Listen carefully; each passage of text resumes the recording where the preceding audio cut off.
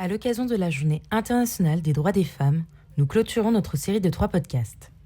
Pour ce 3e et dernier épisode, nous donnons le micro à Valentine Marbouti, responsable d'équipe au sein de Geco Assurance, filiale du groupe Polyexpert. Après un master en production animale, Valentine a travaillé dans le secteur agricole avant de devenir gestionnaire sinistre, récolte, pour une compagnie d'assurance à Strasbourg. Quelques années plus tard, elle déménage sur Lyon et rejoint Geco Assurance en tant que gestionnaire sinistre. En janvier 2022, elle devient responsable d'équipe.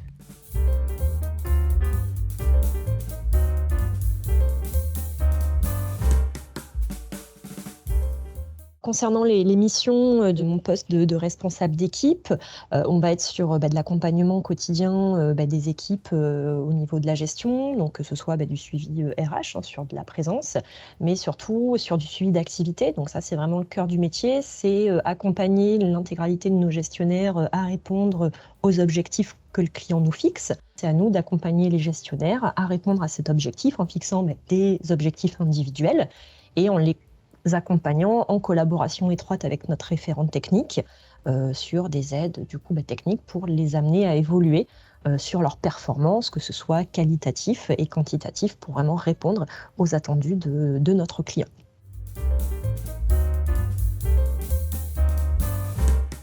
Concernant la journée du 8 mars, donc journée droit international de la femme, c'est une journée un petit peu spéciale pour toutes les femmes, que ce soit françaises ou même sur Terre. Et c'est plus une journée, je pense, pour mettre en avant ces disparités qui peuvent exister dans notre société, et surtout une journée qui nous permet de militer pour que cette disparité s'efface au fil des années. Je pense qu'on a la chance d'être dans une société en France qui est quand même très à l'écoute.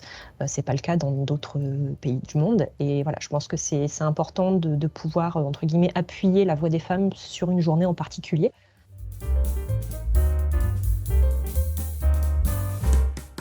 Concernant l'environnement au sein de Geco sur la mixité qu'on peut avoir au sein de nos équipes, c'est vrai qu'on n'a jamais eu, heureusement, de soucis sur la stigmatisation homme-femme.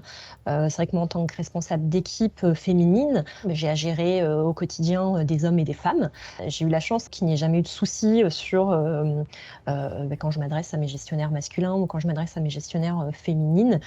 Je gère de toute façon exactement de la même façon mes collaborateurs, et j'ai eu cette chance de ne jamais avoir de ressenti ou de retour négatif sur ma façon de manager. Pour moi, la bienveillance est quelque chose d'important, être à l'écoute, c'est quelque chose d'extrêmement important dans le rôle du manager, sur la communication, que ce soit de la communication descendante mais aussi ascendante, être à l'écoute de ses équipes, puisque c'est eux qui sont en première ligne, si je puis dire, avec nos clients assurés. Donc je pense que c'est quelque chose d'essentiel de ne pas de mettre tout le monde sur le même pied d'égalité. Je pense que le fait qu'on soit dans un environnement assez mixte et plutôt à tendance féminine, on a toujours eu cette mise en avant de tolérance des uns et des autres, que ce soit sur la culture, sur des questions justement hommes-femmes, de l'orientation sexuelle également. Je trouve que Geco prône vraiment cette tolérance, et c'est quelque chose que les managers portent également, que ce soit les managers féminins ou les managers masculins.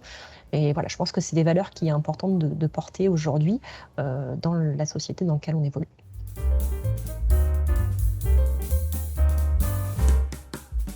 Alors concernant justement le fait de jongler entre la vie pro et la vie perso, c'est vrai que je suis maman d'une petite fille de 2 ans. C'est pas tous les jours évident, je vous le cache pas, puisque c'est vrai que post-responsabilité, donc avec un statut cadre, qui dit cette typologie de poste dit également des grosses journées.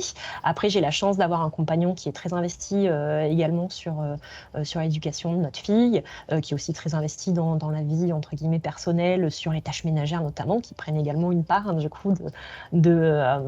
notre quotidien.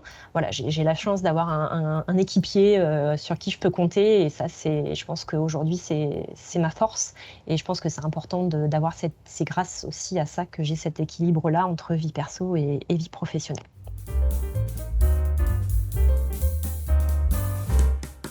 concernant un conseil que je pourrais donner, même si voilà, moi je suis toute neuve dans la vie active, mais voilà, si pour une jeune femme qui débute dans sa vie professionnelle et qui évolue peut-être effectivement dans un milieu masculin, ce qui je pense est très important, c'est de ne pas se mettre de barrières. La confiance, ça s'apprend. Il faut être bien entouré. Que ce soit du côté donc personnel également, quand on débute professionnellement, être entouré de collègues. Je pense que ce qui est vraiment important et ce qu'il faut garder en tête, c'est voilà, savoir saisir les opportunités, ne surtout pas se mettre de barrières et faire ce qu'on aime et ce qu'on a envie de faire. Et ça, je pense que c'est ça le plus important aujourd'hui pour les femmes.